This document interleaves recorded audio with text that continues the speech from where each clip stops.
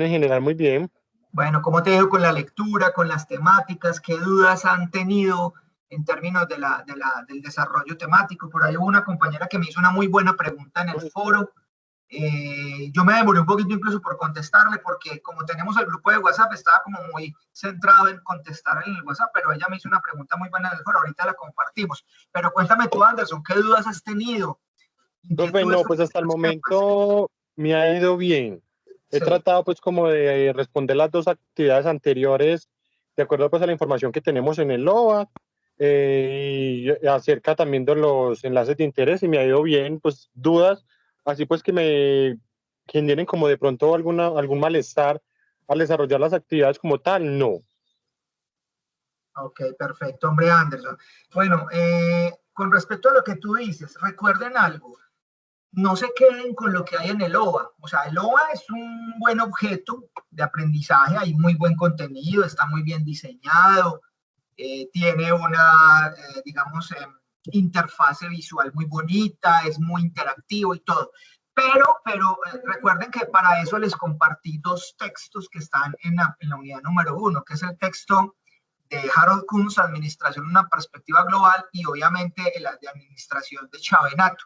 Siempre profundicen ahí y siempre, ya te voy a dar la palabra, compañero, que levantó por aquí, que Cristian levantó la mano, siempre fundamenten el desarrollo de sus actividades no en posturas propias, porque cuando yo de pronto quiera escuchar sus posturas, el trabajo va a decir explícitamente, vea, explique o asuma una postura frente a algo. Por ejemplo, en el caso de doña Elena, que era un caso muy bonito, un caso que pasa mucho, ¿cierto? La idea, y yo vi que muchos de ustedes se lanzaron a hacer, digamos, observaciones o recomendaciones a doña Elena, muy válidas, no voy a decir que no, valiosísimas en términos del mercadeo, en términos de las estrategias, en términos del diseño como tal del producto o el servicio que se va a ofrecer. Todo eso es muy válido, pero lo que se espera y según las instrucciones que hay en el aula es que siempre se apoyen en los conceptos desarrollados. De tal forma que en esa primera parte ustedes veían un desarrollo muy interesante de lo que era el tema de ser productivo, de la productividad, de la eficiencia, de la eficacia, de las funciones y de las responsabilidades que tiene el gerente. Por eso de pronto en el primer trabajo hubo algunos compañeros que no tuvieron una nota, digamos, muy sobresaliente, porque yo les hacía la observación, pilas, están muy bien tus recomendaciones, pero la idea que te planteaba el ejercicio es fundamentados en el concepto, en la conceptualización, en el texto, en lo que ustedes debieron haber leído.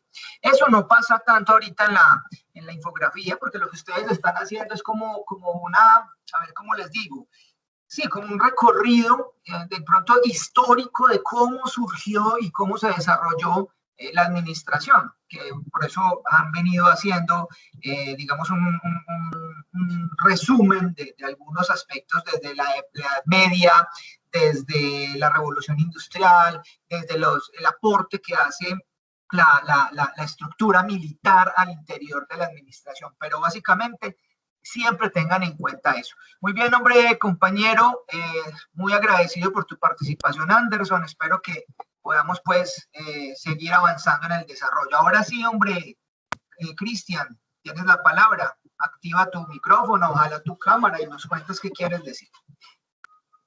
Profe, buenas noches. Buenas noches, Cristian Compañeros, Fernando. buenas noches, ¿cómo están? Muy bien, Profe, gracias. no, lo que pasa es que pues tengo aquí como en mi calificación, es algo pues como más personal, en mi calificación usted me puso un comentario de que no había adjuntado la URL y yo hice pues como el mismo procedimiento del trabajo anterior, entonces era para ver si usted me lo podía revisar otra vez. Bueno, Cristian, si quieres, espérate entonces, como ya es algo tan puntual y muy específico de tu calificación, si quieres al finalizar la reunioncita, miramos a ver qué pasaría, porque pues de pronto, como son tantos, no tengo como en este momento claro qué fue lo que pasó, si fue que creo que no me adjuntaste, decía adjunto la URL de tu trabajo, pero no estaba ninguna URL. Sin embargo, dame un ratico y lo miramos, ¿te parece? Profe, sino que yo creo que escribí pues algo muy largo, entonces la URL quedó muy abajo y usted no abrió la pestañita, creo yo, pues, no sé. Puede ser, Cristian. Entonces ahorita yo, como te digo, lo revisamos, ¿te parece? Okay. Muchas gracias. Bueno, ya que activaste tu cámara y tu micrófono, pues cuéntanos tú entonces, Cristian Fernando, cómo vas con el desarrollo de los temas, qué dudas te han quedado, qué inquietudes, qué observaciones tienes frente a estos dos temas que hemos manejado en términos de lo que vimos con doña Elena, con ese restaurante, el papel del administrador en un entorno, digamos, comercial o mercantil, como fue esta idea de negocio de doña Elena. ¿Qué relación hay con toda esta evolución histórica que han venido haciendo ustedes en base, pues, o con base o con la ayuda de la infografía? ¿Qué dudas o qué comentarios tienes? Te quiero escuchar. Cuéntame. Profe, no, pues la verdad, me gusta mucho la metodología que usted está utilizando, porque de esa forma nosotros, pues, o particularmente de parte mía, pienso que nos queda muy claro, como que las ideas se nos quedan más en la cabeza, de pronto momentos históricos se nos quedan más grabados, porque uno está pues leyendo, colocando las partes más importantes, y no sé, como uno diseñar, eso le va quedando a uno como más grabado que uno hacer pues o leer así por así, y te hago un examen y listo. No, me parece pues que es una metodología muy bacana y muy chévere para desarrollar. Ok, listo, hombre, Cristian. Bueno, vamos de pronto a pulir un poquito más esas estrategias. Te cuento y les cuento a todos. Luego de que ustedes hagan este trabajo que digamos, van a desarrollar durante esta semana, que es el mapa mental. En el mapa mental, pues obviamente ya vamos a entrar un poquito más en materia, o están entrando ustedes más en materia frente a lo que es eso, a la naturaleza y al propósito de la administración como tal. La semana entrante vamos a mirar un tema muy importante que lo vamos a hacer a través de una línea de tiempo. También les voy a recomendar algunas herramientas de la web 2.0 para elaborar líneas de tiempo. Hay unas muy bacanas en 3D, hay unas que admiten adjuntar imágenes, pero también videos, también audios, o que ustedes narren. En fin, han hecho unos trabajos maravillosos. Recuerden que les he dicho que el único límite es la creatividad. Entonces, en ese sentido, claro, le doy toda la razón al compañero. Lo que se pretende con estas estrategias y estas actividades es precisamente eso, que ustedes sean los que accedan al concepto, al conocimiento, porque lamentablemente hemos tenido, digamos, una idea equívoca de que administrar o gerenciar pues se puede hacer de una forma intuitiva, es decir, sin tener conocimientos. Y en parte sí, no voy a decir que no, porque parte o surge de una habilidad que tenga la persona de gerenciar y de administrar. Sin embargo, sí tiene que haber un conocimiento y tiene que permitir esa labor, esa praxis, esa práctica de ir a gerenciar y a gestionar al interior de la empresa, tiene que partir de un conocimiento previo. Y ese conocimiento previo se adquiere a partir del estudio, del análisis y de la aprehensión y la aproximación conceptual, que obviamente es lo que ustedes pues están realizando. Muy bien, gracias, hombre. Vamos a escuchar a una chica, no sé quién quiera voluntariamente comentarnos un poquito acerca de su experiencia frente a la asignatura, ya un poquito más centrado en la temática, no en la metodología, sino en la temática como tal que hemos venido desarrollando. No sé si de pronto Caterine Emilsen quiera comentarnos algo. Caterine Emilsen, ¿cómo estás? Activa tu micrófono, ojalá tu cámara, y nos saludes. Hola, profe. Me dio susto. Caterine. Profe, Dime. no, muy contenta. Cámara no. No te preocupes, tranquila, no hay lío. Pero cuéntanos entonces. No, profe, muy contenta, aprendiendo mucho en cuanto a la metodología. Me dijo hablar de qué, profe, qué pena. Ya como concretamente de los temas, no hablemos de la metodología, de las estrategias metodológicas, sino de las temáticas que tú has abordado. ¿Qué te ha gustado? ¿Qué te ha llamado la atención? ¿Qué consideras que sea importante? No, pues desde el inicio que pues se empieza a explicar lo que es la historia, cómo, pues como por ejemplo los antepasados, desde cómo se manejaba lo de la administración. Yo creo que pues uno no se llega a imaginar, por ejemplo, esos conocimientos, ¿cierto? Uno dice como, bueno, ¿eso de dónde salió? Y muy bueno que desde el inicio se empieza a ver cada cosa, cómo ha ido evolucionando, el porqué de las cosas. Me ha parecido pues muy buena la de los temas, lo de Elena también, porque a uno le provoca como investigar y no eso, no solamente que la administración o el emprender un negocio es emoción y ya, sino que hay cosas a profundidad que uno no se, pues no evalúa. Por ejemplo, pues yo tengo un emprendimiento de anchetas y cositas así, y es verdad eso de que uno se deja llevar por la emoción y no tiene a fondo otras cosas que son importantes, y gracias a esta materia lo he ido aprendiendo pues a llevarlo a la acción con mi emprendimiento. No, me encanta eso que dices, Catherine, porque sí, por un lado el emprendedor, y yo digo que parte de un aspecto muy emocional, muy no sé, visceral, como lo dicen, como tú lo dices, emocionalmente. Eso tiene que partir de ahí. Sin embargo, no se puede quedar ahí, porque el emprendedor tiene que empezar a conocer acerca de la gestión de su negocio como tal para lograr el éxito. Luego les voy a mostrar, chicos, hay una investigación muy interesante de la Universidad del Rosario, que se hizo ya hace algunos años, unos 4 o 5 años, pero sigue siendo totalmente válida. Y en esa investigación muestran cómo, si bien la composición de la empresa, de la empresa o de las organizaciones en Colombia está, digamos, estructurada de tal forma que casi, oigan pues lo que voy a decir, casi el 99% de las empresas en Colombia son micropymes, o sea, son ni siquiera pequeñas, son microempresas. Solamente el 1% son medianas y grandes empresas. Entonces ellos hacen una investigación que va muy de la mano de las investigaciones que ha hecho la Cámara de Comercio o Confecámaras más bien, de cuál es la razón o cuál es la permanencia de la empresa, de las nuevas empresas en Colombia. Y ellos encuentran que, según una investigación, casi que el 75% de las empresas nuevas en Colombia, fracasan a los 5 años, imagínense. O sea, que de cada 10 empresas, casi 8 ya no existen a los 5 años. Entonces, la investigación de la Universidad del Rosario y también de otras entidades que luego les muestro, tratan de indagar por qué las empresas en Colombia quiebran o fracasan o desaparecen. Y encuentran, oh sorpresa, que en un alto porcentaje, creo que en el 93 punto algo por ciento, el fracaso de las empresas en Colombia está atribuido a la incapacidad de los gerentes o de los administradores. Imagínate, pues, Caterina. Entonces, ahí me das toda la razón. Yo luego les muestro esos resultados en otras temáticas que vamos a manejar, pero imagínense, de cada 10 empresas nuevas en Colombia, a los 5 años han fracasado casi 8. Primera situación grave. Segunda situación grave, de esas 8 empresas, el 93% fracasa por incompetencia, desconocimiento de los administradores. Entonces es una situación que uno lo deja como pensando y dice, a ver, pero es que entonces, ¿qué pasa con las facultades de administración en Colombia? ¿Qué pasa con las universidades que están formando a profesionales, ya sea tecnólogos o universitarios en carreras administrativas? ¿Dónde está quedando el conocimiento? De tal forma que cuál es el aporte que están haciendo a la productividad del país.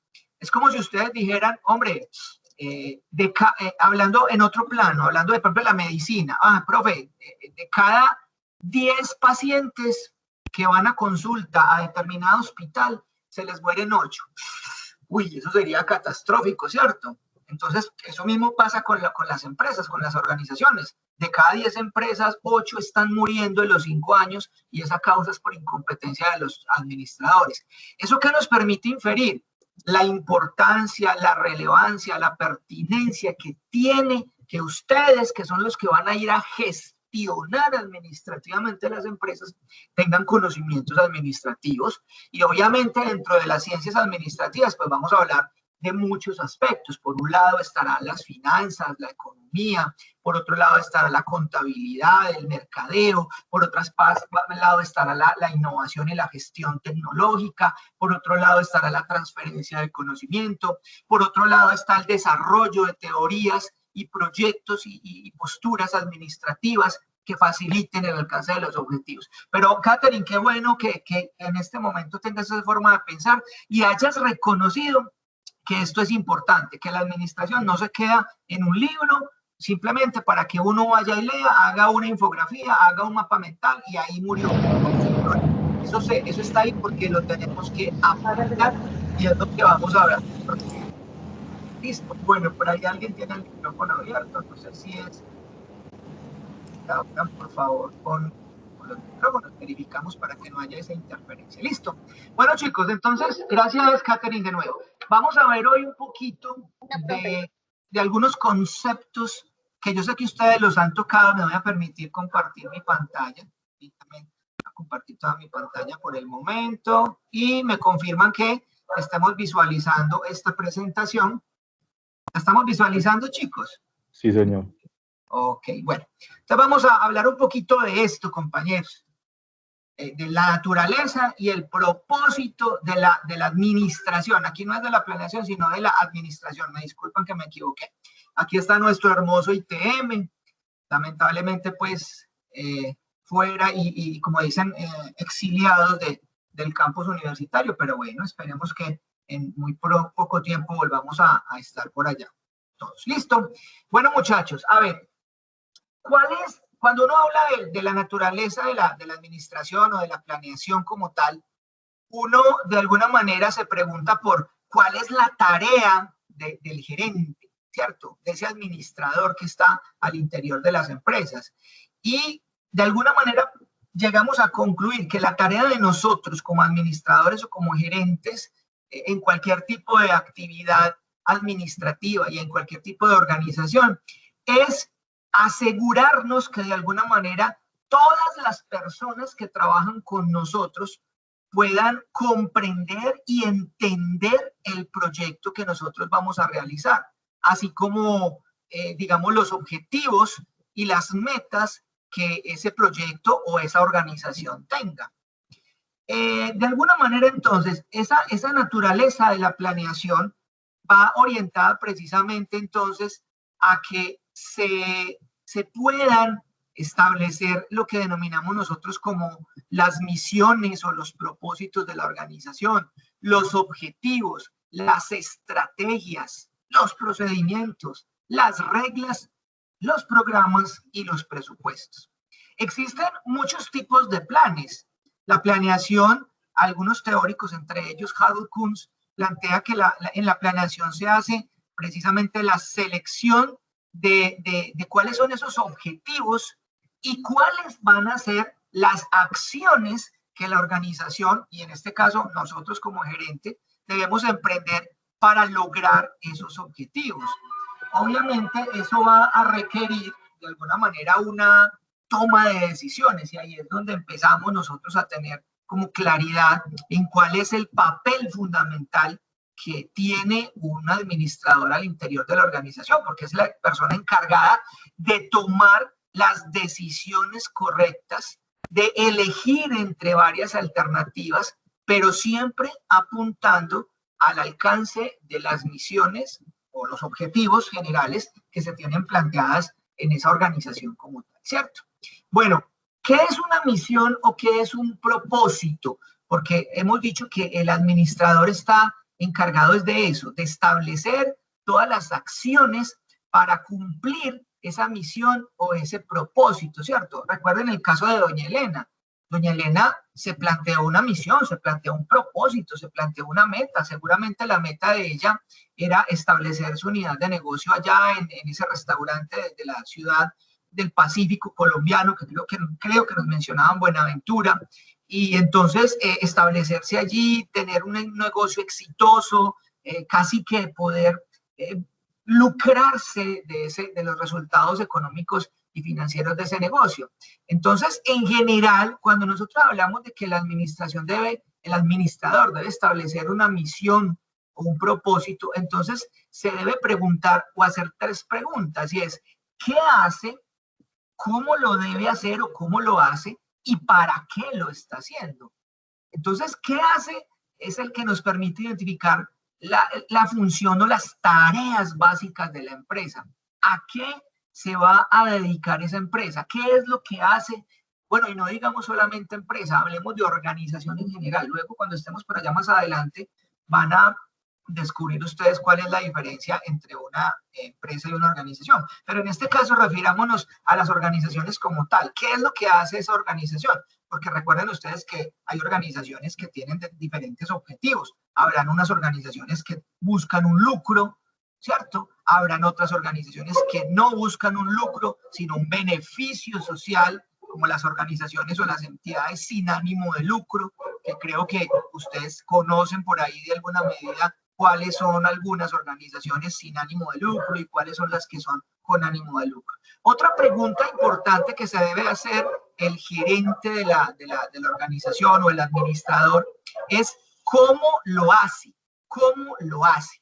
Es decir, esa empresa, al saber qué es lo que se hace, al tener claro cuál es la función o las tareas básicas de la empresa, debe establecer cómo lo va a hacer, es decir, cómo es su operación, qué tipo de organización debe tener, cuál es, digamos, la función de la operación y del alcance de la meta y el objetivo. Y la última pregunta es, ¿para qué lo hace? Y porque de alguna manera en cada sistema las empresas tienen una, digámoslo así, una función básica que le asigna la sociedad. Y esa función básica, independientemente si la empresa es con o sin ánimo de lucro, pues va a tener unas implicancias diferentes, ¿cierto? Habrán entidades u organizaciones cuya función básica sea la de formar, ejemplo, el ITM. Habrán organizaciones cuya función básica sea la de alimentar, ¿cierto? Entonces, empresas productoras de alimentos. O habrán otras empresas que tienen su función básica como la de prestar servicios como empresas públicas. En fin, es decir, cada una de esas empresas tiene una función y una, digámoslo así, una estrategia o existen para satisfacer determinada necesidad. Ya en términos de los objetivos y las metas, también es importante definir o que la empresa defina qué es lo que busca, es decir, los fines a los cuales debe dirigir la empresa todas sus actividades, cómo lo busca y para qué lo busca. Listo, compañero, regálame un momentico que se me alborotaron mis perritas, regáleme un segundito.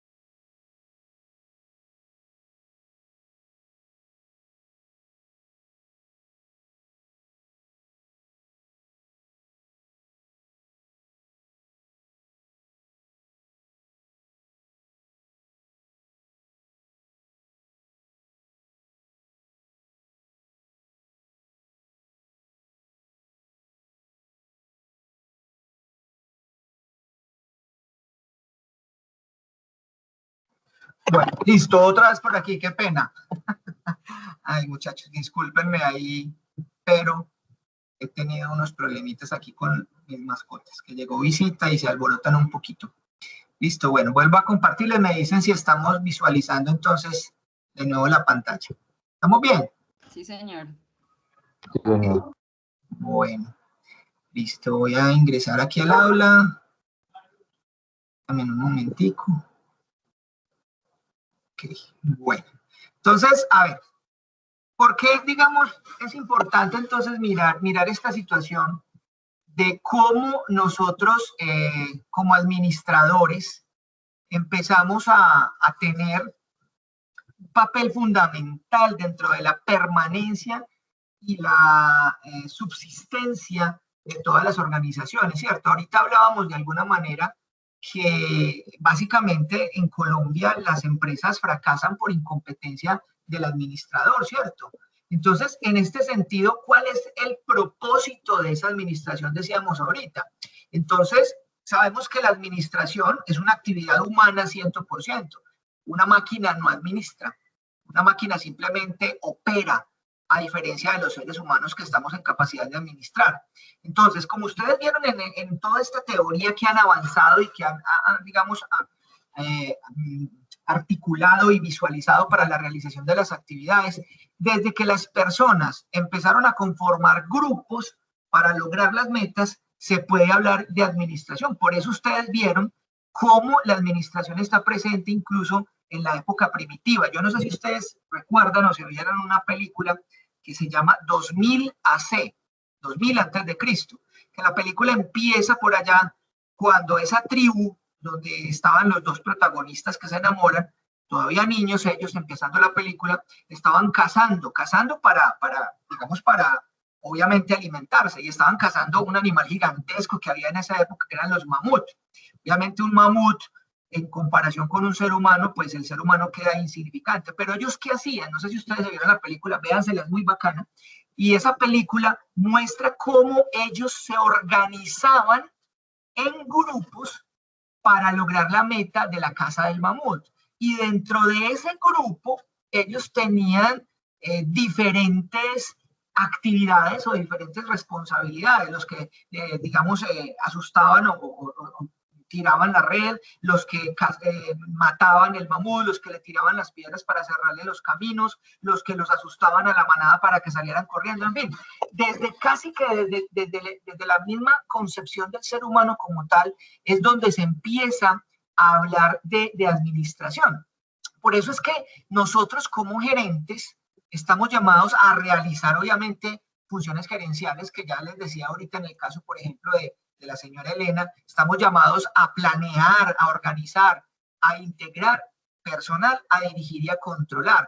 Y esa administración, como también les decía ahorita, se aplica a cualquier tipo de organización, no solamente organizaciones con ánimo de lucro como El Éxito, Coltejer, Fabricato, Postobón, Claro, sino también organizaciones sin ánimo de lucro como cualquier cooperativa, o muchas de las instituciones de educación superior o de educación en general, y también otro tipo de organizaciones no lucrativas como las ONG. Algo que es importante aclarar es que las organizaciones que son sin ánimo de lucro no quiere decir que no estén destinadas a tener o a generar utilidades, claro que sí. Una cosa muy distinta es organizaciones que no tienen ánimo de lucro a decir que una organización no esté llamada a generar utilidades. Ustedes entienden la diferencia que hay ahí. Ustedes saben qué es una organización sin ánimo de lucro. ¿Cuál es la diferencia entre una organización con ánimo de lucro y una organización sin ánimo de lucro? ¿Quién me dice? De una, cuéntame. Profe, yo tengo el concepto de que una empresa sin ánimo de lucro es donde no se ven beneficiados en capital accionistas o personas que sean vinculadas. O sea, que sí hay ingresos, pero no serían para terceros, sino para, digamos, un beneficio de la comunidad, como son las fundaciones caritativas. Las cooperativas, las asociaciones, las fundaciones, bueno, en fin, todo este tipo de entidades. En efecto, claro que sí. Vamos a poner un ejemplo de una empresa con ánimo de lucro, compañero. Deme un ejemplo de una empresa con ánimo de lucro. Digamos la empresa donde yo trabajo, Corbeta, que es al comprar al Costco Catronics, Caley, AKT Motos, camiones Fotón. Entonces eso es Corbeta y eso es con ánimo de lucros venden mercancía para la ganancia de los mismos Claro que sí. accionistas. Ok, quiere decir Y- que esa empresa tiene ánimo de lucro. O sea que está llamada a tener utilidades. Ahora dame un ejemplo de una empresa que sea sin ánimo de lucro.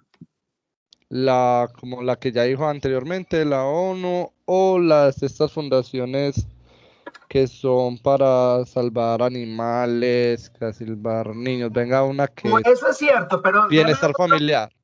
no, porque esa es una entidad gubernamental. Exacto. Pero te voy a poner un ejemplo que yo creo que todos conocemos. ¿Conocen a Cotrafa? Sí, ¿Qué es Cotrafa? es una cooperativa Cooperativa financiera, ¿cierto? financiera. Cotrafa es una entidad sin ánimo de lucro. Ahora viene la pregunta. Entonces, como Cotrafa es sin ánimo de lucro, su objetivo es no generar lucro, no generar ganancias. O sí, a diferencia de Corbeta, que tú me dices que Corbeta pues existe para generar lucro, para generar ganancias. Entonces, como Cotrafa es una cooperativa sin ánimo de lucro, entonces su objetivo es no generar una ganancia al finalizar el periodo contable, ¿o sí? Sí, es generar ellos sí Entonces, deben ¿cuál es de la generar una diferencia porque entre primero Corbeta y Cotrafa? ¿Cuál sería la diferencia? el destino final de sus ingresos, Explícanos. porque como le dije anteriormente, para una que no es sin ánimo de lucro, sus ingresos irían para socios, digamos, particulares de dueños de esta empresa, mientras que la cooperativa es para generar beneficios para sus asociados. Eso muy bien, pero ambas están interesadas en generar utilidades, claro que sí. Las empresas, tanto con o sin ánimo de lucro, están llamadas a generar utilidades. La diferencia es el destino que tiene. En las empresas con ánimo de lucro, esas utilidades se reparten. ¿Entre quiénes? Entre los dueños, inversionistas, accionistas de la empresa. Mientras que en una empresa sin ánimo de lucro, esas utilidades no se reparten porque nadie es dueño de esa organización. ¿Qué se hacen esas utilidades? Se reinvierten o se revierten en beneficio de los asociados o de la comunidad como tal. Exacto, muy bien, tenías perfectamente bien la idea. Bueno, esta parte de la administración como tal, que decíamos que era simplemente el ejercicio práctico de las funciones de planeación, organización, dirección y control, se aplica a todos los gerentes de todos los niveles organizacionales. Porque la meta de todos los gerentes ha de ser la misma, de todos los gerentes a cualquier nivel. Yo puedo tener, como lo vamos a ver luego con Misber que plantea que hay un ápice estratégico y un ápice operativo.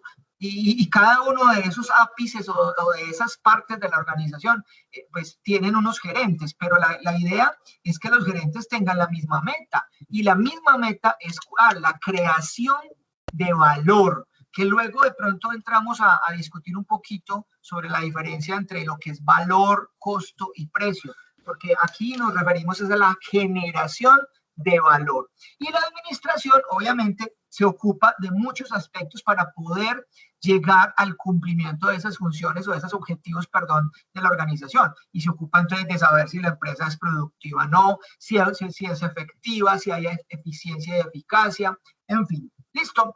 En este sentido, chicos, la administración, como les digo, la administración de alguna manera es una de las partes inherentes a cualquier organización. Por eso ahorita decíamos que no necesariamente nos tenemos que referir a empresa, porque hay algunas organizaciones que no son empresa. Empresa más bien va orientado a ese tipo de organizaciones que están estrechamente ligadas con la generación de un lucro. Es decir, una empresa sin ánimo de lucro o una empresa con ánimo de lucro.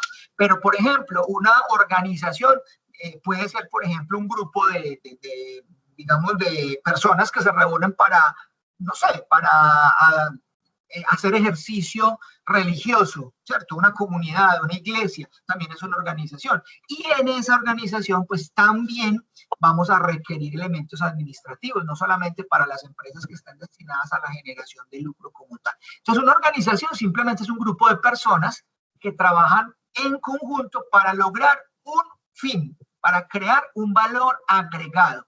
En las organizaciones lucrativas, como lo decía el compañero ahorita, dicho valor agregado se traduce en utilidades que son repartidas, mientras que en las organizaciones no lucrativas, como las caritativas, como las fundaciones, como las ONG, entonces esa utilidad o esa generación de valor podrá ser entendida como la satisfacción de las necesidades de los socios de esa organización.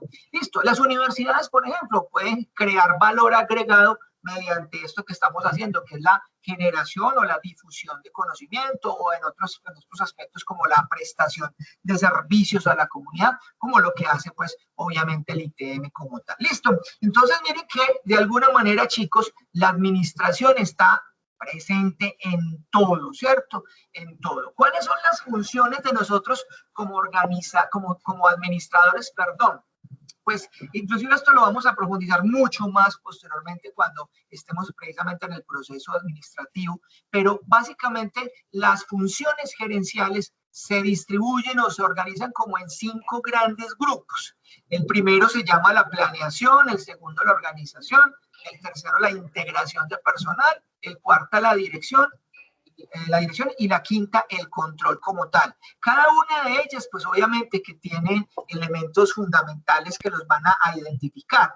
Ya decíamos ahorita cuando empezamos la reunión, en la parte de planeación es donde se definen los objetivos, a dónde está apuntando esa organización o ese proyecto o ese departamento o esa área, porque yo puedo tener, digamos, esa planeación a diferentes niveles. Entonces, esta es casi la más importante, ¿cierto? La planeación, porque es donde, repito, se definen los objetivos.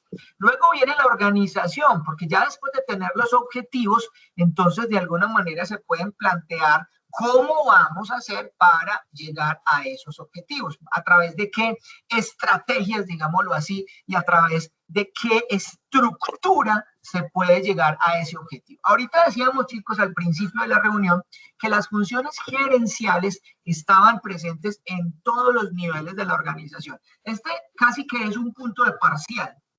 Esta infografía o esta gráfica que ustedes ven aquí, que está extraída precisamente del libro de Kunz, que me imagino que ustedes ya lo vieron, esta infografía nos permite casi que entender qué es eso de que las funciones gerenciales estén presentes en todos los niveles de la organización. Yo no sé si ustedes observan esta pirámide naranja que hay aquí, ¿cierto? ¿La están viendo, compañeros? Niños. Sí, señor. Sí, señor. Bueno, miren esta pirámide que hay aquí y hagan de cuenta que esta pirámide es la organización, llámese con o sin ánimo de lucro. Entonces, mire que en la base, digamos que es la parte más grande, están los supervisores de primera línea. Luego, en la parte del medio están los administradores de nivel intermedio y en la parte de arriba, que es la más estrecha, vamos a encontrar los administradores de alto nivel. Esto Mintzberg lo trabaja después en su enfoque, digamos, de la organización y dice que esta parte de arriba, esta pequeña partecita de aquí arriba se llama el ápice estratégico.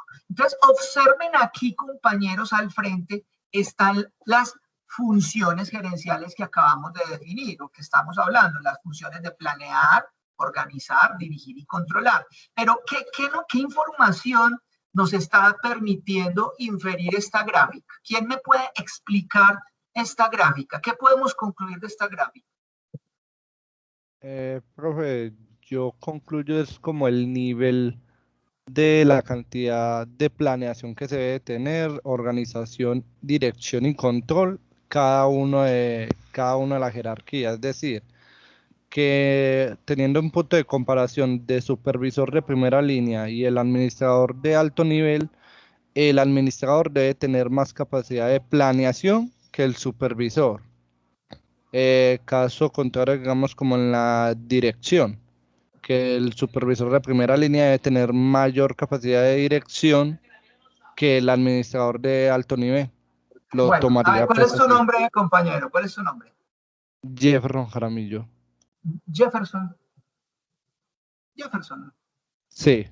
Ok, listo, Jefferson. Bueno, te voy a hacer entonces una pregunta según lo que tú me dices. Primera pregunta, en esta gráfica yo puedo inferir o concluir que las funciones gerenciales se desarrollan en todos los niveles de la jerarquía organizacional. Diría que de pronto no. Ojo, esta es una pregunta de parcial. Pilas pues, muchachos, porque estas son las preguntas que les va a caer en el examen. Preguntas que los ponen a analizar y a pensar un poquito. A ver, te repito la pregunta, Jefferson. A partir de esta gráfica, puedo concluir que las funciones gerenciales se desarrollan en todos los niveles de la jerarquía organizacional. Pues tomaría en cuenta, pues por el conocimiento que he tenido, que sí, porque Venga, digamos, espere, niño, Jefferson, pilas. Yo sé que eso es bueno lo que estás haciendo, pero céntrate en la infografía. A partir de sí, lo que tú tienes ahí en la pantalla, ¿se puede concluir lo que yo digo? digamos que no. No. Bueno, ¿quién tiene otra respuesta a lo que estoy preguntando, compañeros? ¿Quién dice, por ejemplo, que sí? Profe, Yo yo de digo que pronto sí. diría que sí, porque la planeación, organización, dirección y control son funciones de una organización. No me estás justificando a partir de la gráfica. ¿Por Yo cómo digo que puedes sí, concluir profe. que sí a partir de la gráfica? Dime. Yo digo que sí, profe, porque en todos los niveles de la jerarquía organizacional debemos hacer estas 4 actividades. No, no es que debamos, no. Según la gráfica. O sea, según la gráfica se tienen que hacer. Exactamente, claro que sí. Mire que la gráfica, compañeros, en efecto, los administradores de alto nivel, ¿habrá alguna de las 4 funciones gerenciales que no desarrollen? O sea, No. ellos planean, sí. Ellos organizan, sí. Ellos dirigen, sí. Ellos controlan, claro. Los administradores de nivel intermedio planean, organizan, dirigen y controlan.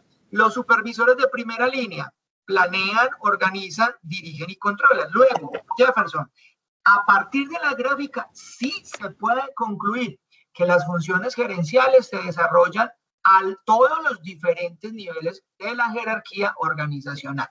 Hago otra pregunta.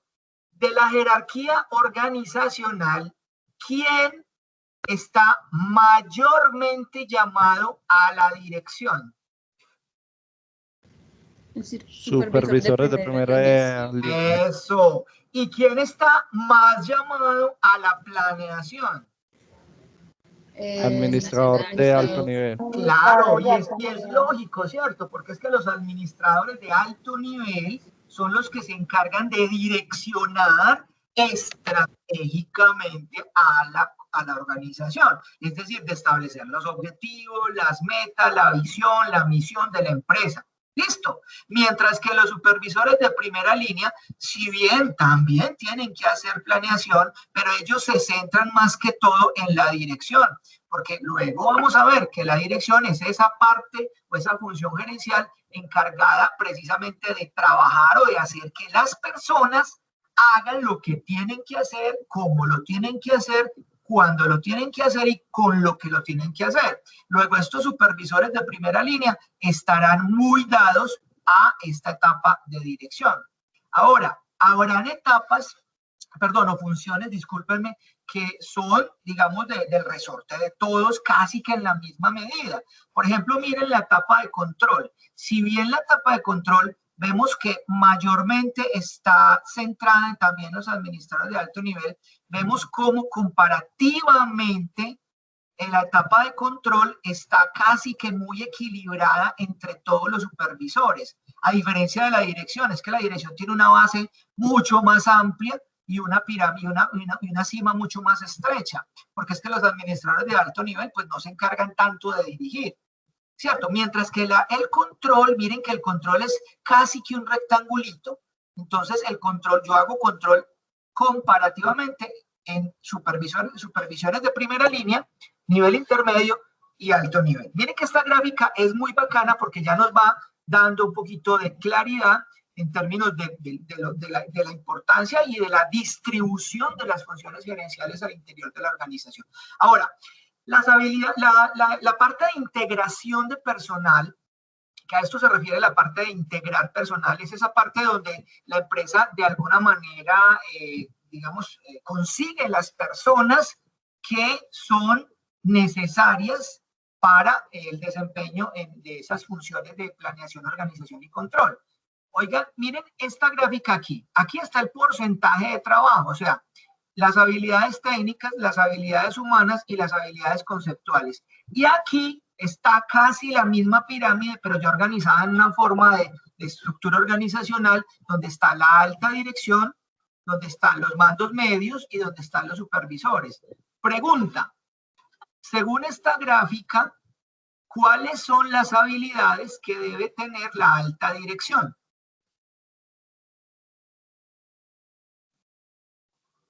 Habilidades humanas y habilidades conceptuales y de diseño. Claro, muy bien, mire, porque, pero también debe tener habilidades técnicas, pero en un menor sentido, ¿cierto? Porque lo técnico se refiere más al operativo, mientras que la mayor parte estará en habilidades humanas y en habilidades de diseño, porque son los que van a direccionar. ¿Qué habilidades tienen que tener los mandos medios?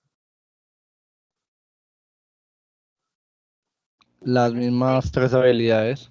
Las mismas 3, pero a diferencia de la alta dirección, los mandos medios ya van a tener un poquito más de habilidades técnicas, ¿cierto? Y las habilidades conceptuales y de diseño, comparativamente con la alta dirección, se reducen un poco. Ahora, ¿qué pasa con los supervisores? Las mismas 3 habilidades, pero más habilidad técnica que los mandos medios y la alta dirección. Muy bien. Ahora una última pregunta con base a esta gráfica. ¿Qué puedo concluir de las habilidades humanas? Está en el mismo porcentaje para todos. Eso, está en el mismo porcentaje para todos. ¿Quién se atreve a decirme por qué?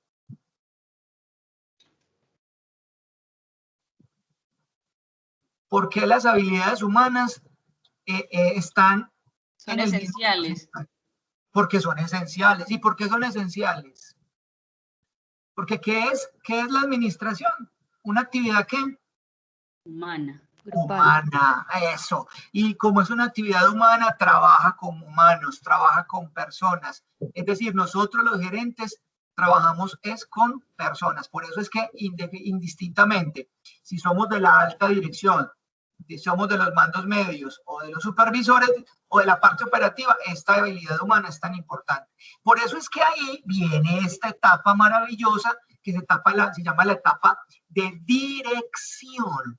Y la etapa de dirección, como lo planteaba por allá Porter, Michael Porter, que es uno de los que se denominan como el gurú de la administración, pues la etapa de dirección está orientada a que los administradores, es decir, nosotros, los gerentes, nos convertamos realmente en unos líderes que podamos motivar a las personas a trabajar, a hacer lo que tienen que hacer y a cumplir y alcanzar los objetivos de la organización. Hay una frase muy bonita, aquí se la cito, de Michael Porter, que es un referente mundial de estrategia, que la verdadera competencia consiste en crear valor y no en vencer a los rivales. Y ahí seguimos con esta palabra, ¿cierto? Ya la he mencionado varias veces. ¿Qué es eso de crear valor?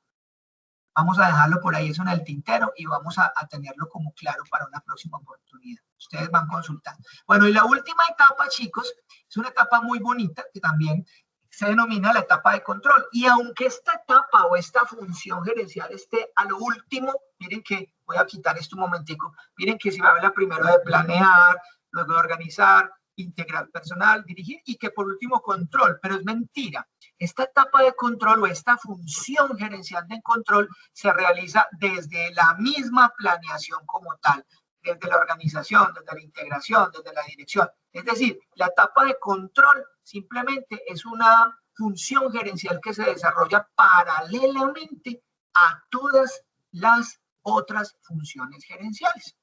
Ahora, ¿para qué se controla? ¿Ustedes qué dicen? ¿Por qué es importante controlar? ¿Qué significa controlar? Pues obviamente controlar significa revisar, significa mirar qué se está haciendo, si vamos bien, si vamos mal, si hay que mejorar, si hay que cambiar estrategias, si tenemos que, no sé, cambiar conductas, establecer nuevos lineamientos. Casi que de la etapa de control depende que las organizaciones puedan permanecer, que es uno de los aspectos más importantes ahora en toda empresa o en toda organización, y es que pueda permanecer. Yo creo que, y vamos a ver este video a continuación, yo creo que aquí, cuando veamos estos casos, yo creo que algunos de ustedes conocen algunas de estas empresas. Yo creo que Nokia es una empresa que la conocemos todos, que fue una empresa de telefonía celular, líder en el mundo. ¿Quién de nosotros no tuvo un Nokia cuando empezó la telefonía celular, o el BlackBerry? ¿O quiénes de nosotros de pronto no fuimos a alquilar una película en Blockbuster? Yo creo que por aquí hay todavía gente muy joven que no conoce o no conoció ni a Blockbuster, ni a Kodak, ni a MySpace, pero vamos a escuchar este video y pensemos en la importancia que tiene el control, porque el control permite precisamente mirar qué estamos haciendo, mirar cómo lo estamos haciendo, qué es lo que estamos obteniendo, y más aún, proyectarlo hacia el futuro para saber qué tenemos que cambiar, porque si no, como organización, no nos podemos ajustar y no nos podemos, digamos, a ver, un sinónimo de ajustar, acomodar a las necesidades de los clientes, pues obviamente estamos mandados a fracasar, a desaparecer en el mercado. Y recuerden lo que les decía al inicio de la clase, hermano, es que de cada 10 empresas, 8 han fracasado a los 5 años. Eso es mucho, demasiado.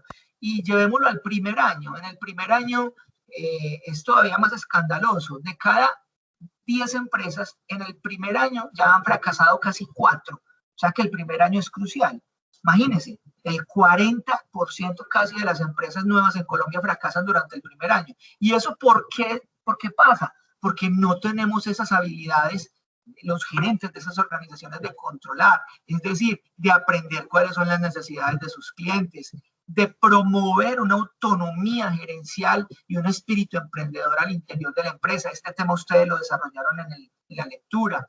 No lograron ser productivas, no tenían o no estaban impulsadas por una filosofía que las identificara, que las hiciera reconocidas, de tal forma que nosotros como clientes empezáramos a identificar X o Y, Z cualidad en esa empresa. No se enfocaban en el negocio que conocían mejor, tenían una estructura de organización simple, con un mínimo de personal. Y obviamente en ese sentido, aunque puede ser una ventaja, el hecho de tener una estructura organizacional y un personal muy reducido, pues yo no tengo como gerente quien me haga o quien me lleve la contabilidad, no tengo quien me diseñe estrategias de marketing, no tengo quien me diseñe estrategias de innovación, de creatividad, ¿cierto? Y por lo general esas empresas que fracasan eran empresas que tenían cierto grado de centralización en la toma de decisiones. Y aquí viene la pregunta que me hizo una compañera, que cuál era esa diferencia entre las compañías centralizadas y las descentralizadas. Y esto va en función de la posibilidad que se tiene de tomar decisiones al interior de las empresas. Cuando las empresas tienen una estructura en donde las decisiones se toman siempre en un mismo conjunto, ya sea de personas o en un mismo nicho, entonces se dice que son organizaciones centralizadas, mientras que las descentralizadas pues son organizaciones que permiten que las decisiones se tomen en la medida en que se vayan requiriendo esa posibilidad de tomar decisiones. Yo quiero que veamos este video, no sé si ustedes ya lo habían visto, porque esta presentación pues estaba publicada en el aula desde que inició el curso, pero vamos a ver esta presentación, es muy cortica, es un videíto y lo vamos a discutir. Ustedes me confirman. ¿Están oyendo el video? ¿Lo estamos oyendo? Chicos. No, profe, no se escucha bien. Ahí no se escucha. Chicos, ¿se escucha o no? No, no se escucha. No se escucha, profe. No, profe, no se escucha. Aquí, les voy a dejar aquí, permítanme, vuelvo y comparto. Y aquí, vamos a ver si aquí me permite. Un momentico. Profe, en estos días leí en un artículo, ahora pues que estábamos hablando del tema de los gerentes, decía que en las pymes también tendían al fracaso, era porque se volvieron gerentes reactivos, o sea, que reaccionaban al paso, no había una planeación. Sí, claro, y eso es muy frecuente, ¿no? Es una, lo que yo les decía, por ejemplo, ahorita, es una, ¿qué les digo yo? Es como una situación de administrar con base en la intuición, más no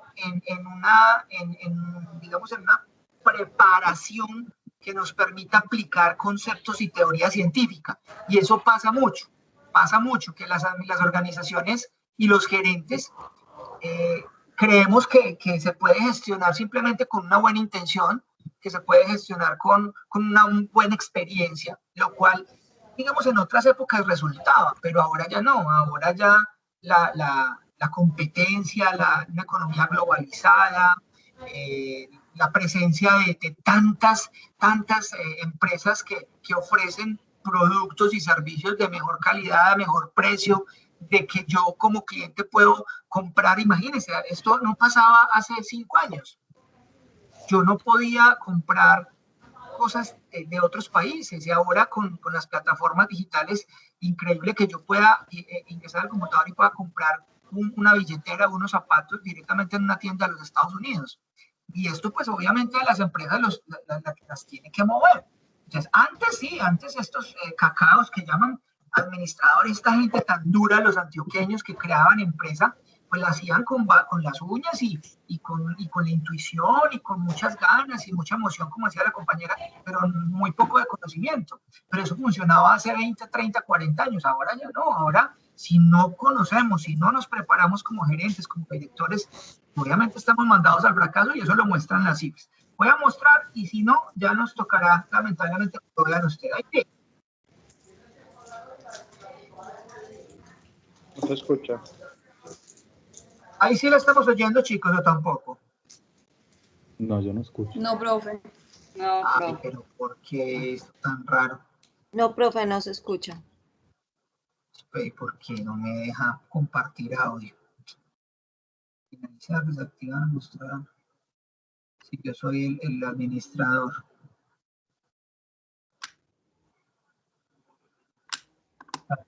Examinar, pantalla compartir. No me aparece el bichito por aquí para activar sonido. Bueno, lo ven ustedes, compañeros, pero ese video es muy bacano porque nos cuenta la historia de estas empresas, de Kodak, de Nokia y de Blockbuster, MySpace, que fueron empresas. Por ejemplo, la Kodak era la líder, el número 1 en el mundo en la venta de celulares. Pero debido precisamente a la ceguera de sus CIO, de sus CEO, de sus gerentes, pues no se dieron cuenta que de un momento a otro las personas ya no queríamos un teléfono que nos sirviera para llamar y contestar, sino que necesitábamos o queríamos de un dispositivo que nos permitiera estar conectados todo el día. Entonces ellos tenían un sistema operativo, la Nokia, que era el Symbian, que no soportaba conectividad a internet. Entonces ellos simplemente dijeron, no nos interesa, nosotros somos líderes, no tenemos ningún problema con eso. Y llega obviamente iPhone con su sistema operativo iOS, y llega también la Samsung en su momento con el sistema operativo de Android, y obviamente Nokia pasó a hacer historia. ¿Por qué? Porque no supo identificar que las necesidades que tenían o los deseos que tenían los clientes ya en ese momento no era el de tener un teléfono para llamar y contestar, sino de tener un dispositivo que les permitiera estar conectados. Y actualmente todavía o sea que ahí va también que las empresas se ven como de acoplar también a las necesidades no solo de clientes, sino del mercado, porque es cambiante. Claro, y es que mire todos los ejemplos de aquí, es que las empresas, por eso el control es importante, porque yo tengo que aprender a identificar las necesidades de mis clientes, porque yo me tengo que ajustar a eso. Yo no sé si recuerdan ustedes, bueno, yo creo que ustedes, la mayoría son muy jóvenes, pero hace algún tiempo, cuando no existían las cámaras digitales y mucho menos obviamente los celulares, pues para uno tomar fotos, uno tenía que primero comprar la cámara y después ir y comprar un rollo de fotos. Entonces uno compraba un rollo de 12 fotos o de 24 o de 36 y uno metía ese rollito a la cámara, que creo que por aquí, vamos a ver si por aquí nos lo muestran. Profe, creo que a mí sí me dejaría compartir el video, que aquí lo tengo abierto. ¿Me deja? Yo lo intento ver. Pero de una, maravilloso.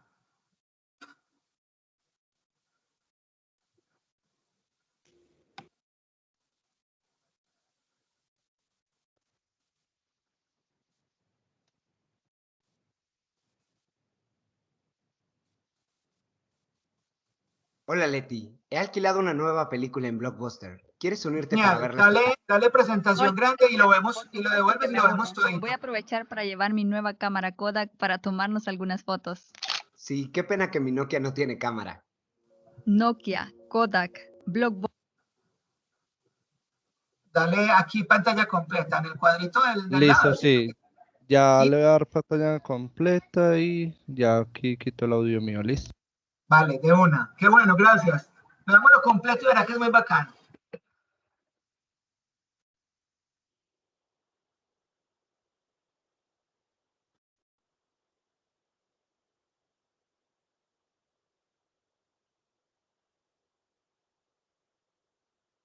Hola Leti, he alquilado una nueva película en Blockbuster. ¿Quieres unirte para verla esta tarde?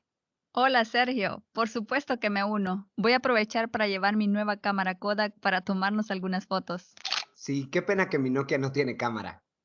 Nokia, Kodak, Blockbuster o MySpace. Son solo algunas de marcas conocidas que celebraban grandes victorias, hasta que un día desaparecieron o poco a poco perdieron su influencia. ¿Cuáles fueron las razones de sus fracasos? ¿Les espera el mismo destino a los nuevos gigantes como Apple, Netflix o Facebook?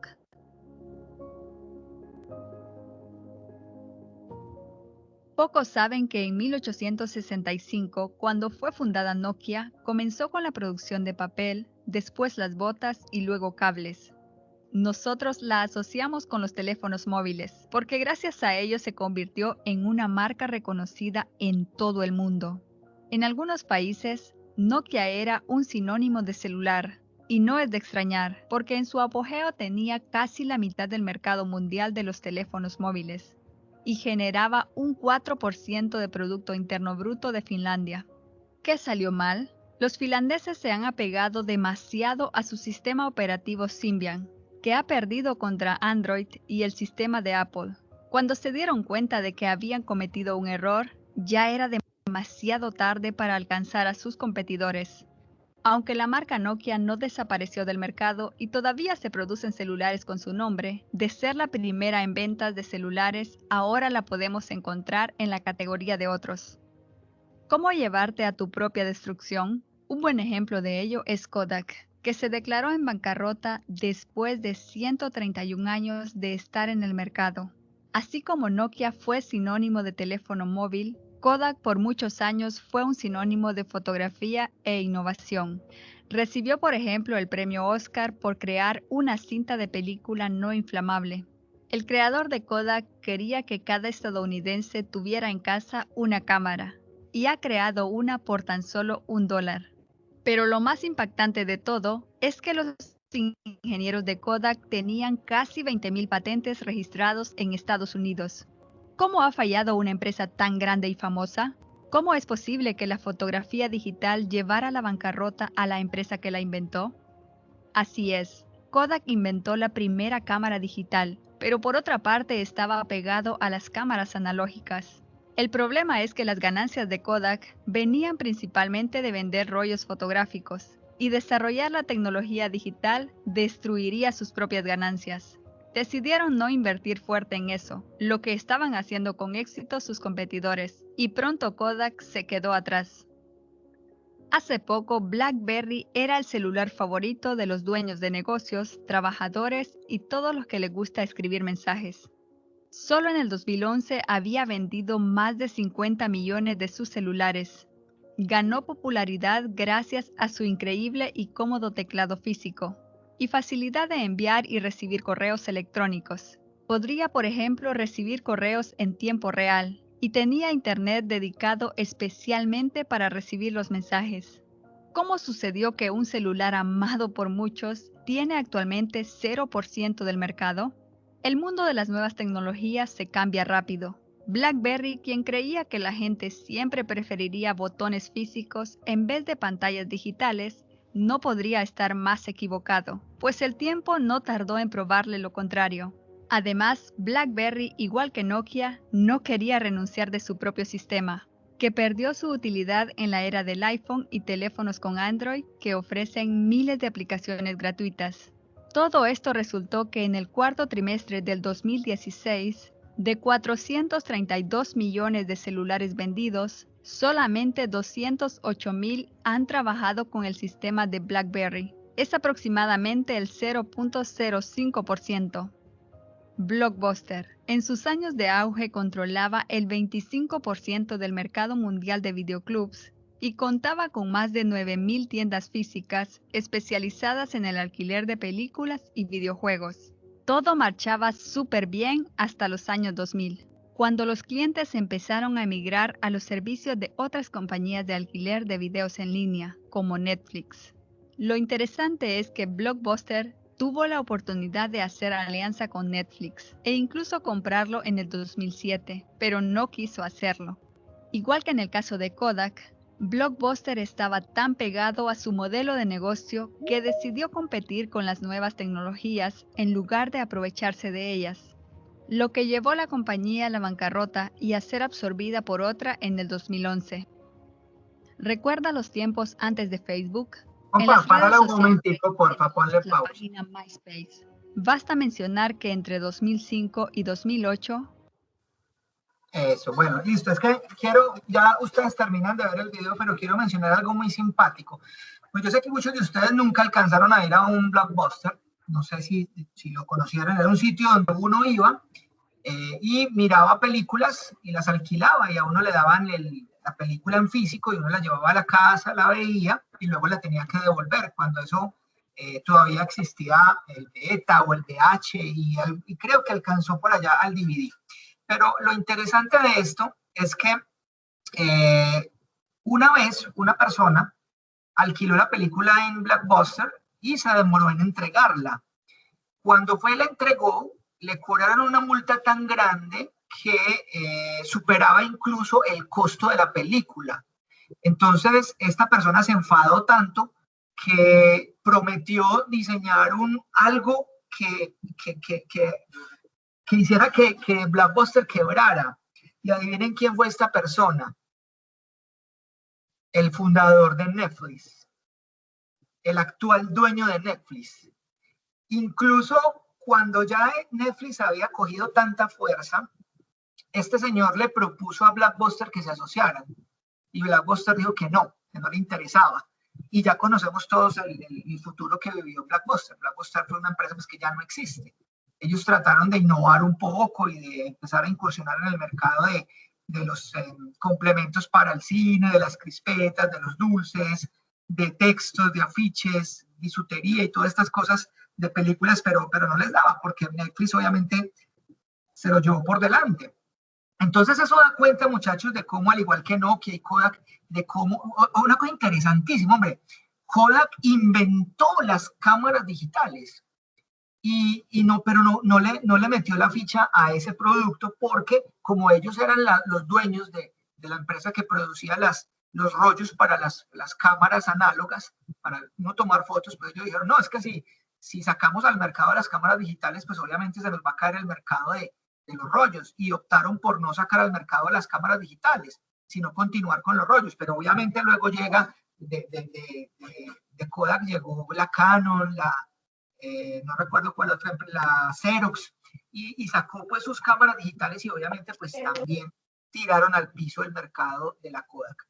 Ellos lograron mantenerse en el mercado algún tiempo porque también diversificaron, empezaron a permitir que uno fuera a los establecimientos Kodak a imprimir sus fotos digitales, pero bueno, igual eso no les duró mucho, pues obviamente no pudieron y no supieron identificar, imagínense, no supieron identificar pues básicamente las necesidades de los clientes. Y ahí lo que preguntaba el compañero ahorita, ¿hasta qué punto es fundamental que nosotros como organizaciones aprendamos pues como a identificar esas necesidades? Bueno, y ya para terminar, porque obviamente yo sé que ustedes o tienen o tenían clase, no sé, vamos a concluir entonces qué es eso de administrar, ¿cierto? Yo puedo administrar con un objetivo y es simplemente el de tomar las decisiones que me permitan a mí como persona, como organización, pues obviamente alcanzar mis objetivos.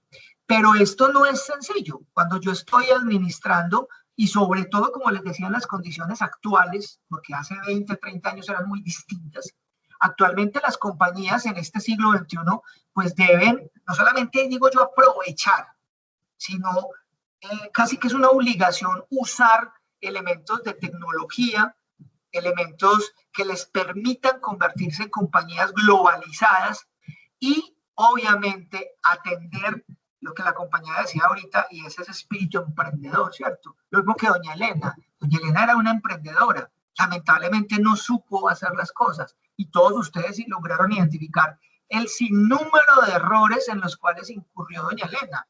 Desde el mismo alquiler o la elección del sitio para el alquiler del local, desde la adquisición desaforada de materia prima o de insumos, que ella consiguió un montón de pescado pensando pues que las ventas iban a ser altas. Ella abrió su negocio cuando ya había terminado las festividades de esa población. Bueno, en fin, los errores fueron muchos y precisamente eso da pie a justificar de verdad cómo realmente la investigación de la Universidad del Rosario es totalmente pertinente. Es que las empresas fracasan por desconocimiento de los dueños.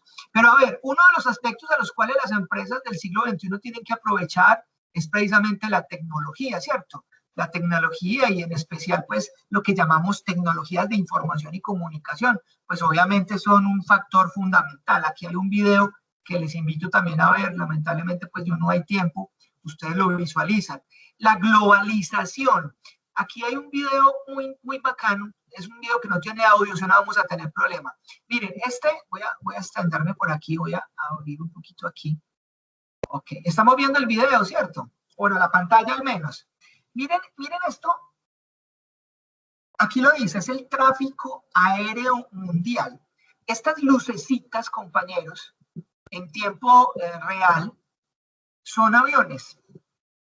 Son aviones que están haciendo sus recorridos.